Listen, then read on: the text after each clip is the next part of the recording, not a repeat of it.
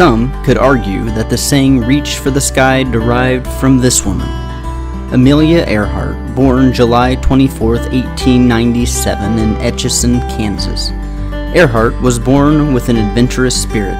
As a child, she could always be found outside exploring, climbing trees, hunting rats with her rifle, and she never came home without clothes covered in dirt. Amelia was homeschooled, and she picked up a knack for reading. When she wasn't outdoors, you could always find her in the family library. In 1908, when she was 12 years old, her family enrolled her into public school. The Earhart family never stayed in one location for very long. Her father was an alcoholic and would be let go from different railroad jobs throughout the years. They went from Kansas to Iowa to Missouri to Illinois.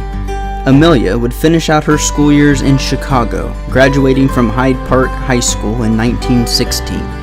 Even with a rocky childhood, she continued to aspire for a successful career. While visiting her sister in Toronto in 1917, Earhart saw the returning wounded soldiers returning home from World War I.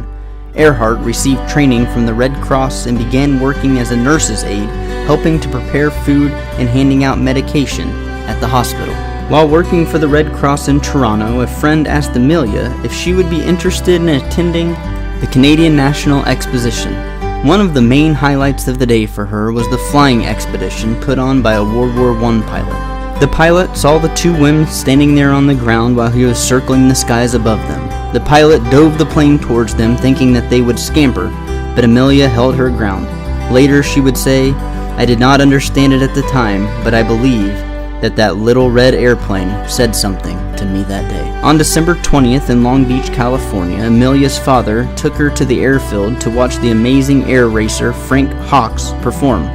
Later that day, Frank took Earhart up in his plane, and that was the moment her life would change forever. She said, "By the time I had got to 200 or 300 feet off the ground, I knew I had to fly." And from that day forward, that's all that Amelia could focus on.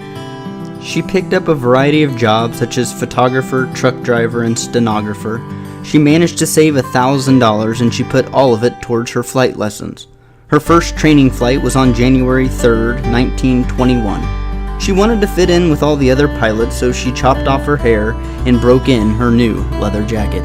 6 months after Amelia's first flying lesson, she was able to purchase a second-hand airplane, a bright yellow Kenner Airster biplane, and she gave it the name the Canary.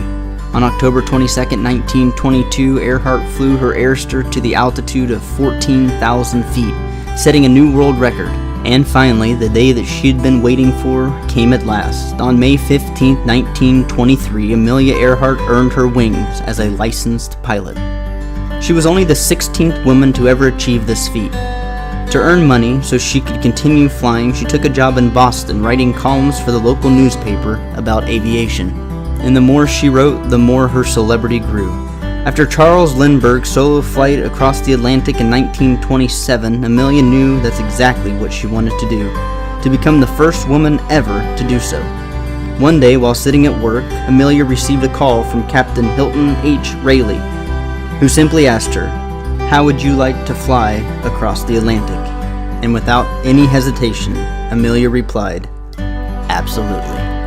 So on June 17, 1928, Amelia and her crew departed from Trespassy Harbor in Newfoundland to embark on the 20-hour and 40-minute trip. When they landed safely in Buryport in South Wales, the media quickly swarmed her to ask her about the journey. She ended her conversation with the media by saying, "Maybe someday I'll do it alone."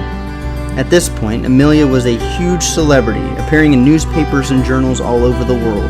And on the morning of May 20th, 1932, 34-year-old Earhart set off from Harbor Grace, Newfoundland. Her intention was to fly her Lockheed Vega 5B to Paris, but strong winds and icy conditions and some mechanical problems forced her to land in a pasture in Northern Ireland. Even though she didn't make it to her planned destination, Amelia Earhart was the first woman to fly solo non-stop across the Atlantic. Over the next few years, Amelia would go on to be the first in a lot of things. The first solo aviator to fly from Honolulu to Oakland. First aviator from Los Angeles to Mexico City. In between the years of 1930 and 1935, Earhart would set 7 world aviation speed records.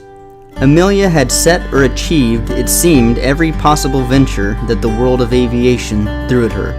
But there was one last thing that needed to be done: fly around the world. Her attempt would begin on May 20th, 1937, from Oakland to Puerto Rico to Brazil to the East Indies. Amelia Earhart was living out her dream, and with 20,000 miles down and only 7,000 to go, Amelia Earhart would never arrive at her final 3 stops.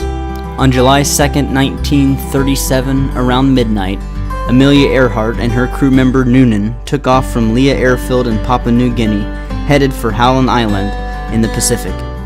The flight began just like all the others, Amelia coming over the radio stating their weather conditions and flight plan around 2:45 a.m. From 5 a.m. on, the signals became static, and audible transmissions were few and far between.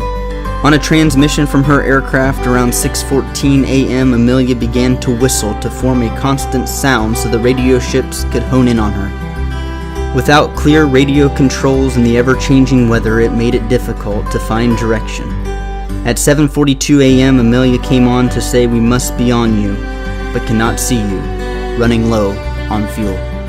And at 8:43 a.m., Amelia Earhart would give her last transmission. "We are running on a line north and south." When Radio Boat didn't receive any type of transmission for about an hour, the search efforts promptly began. The search efforts lasted weeks and cost around $4 million in today's money, but the search turned up nothing, and Amelia and her aircraft were never found.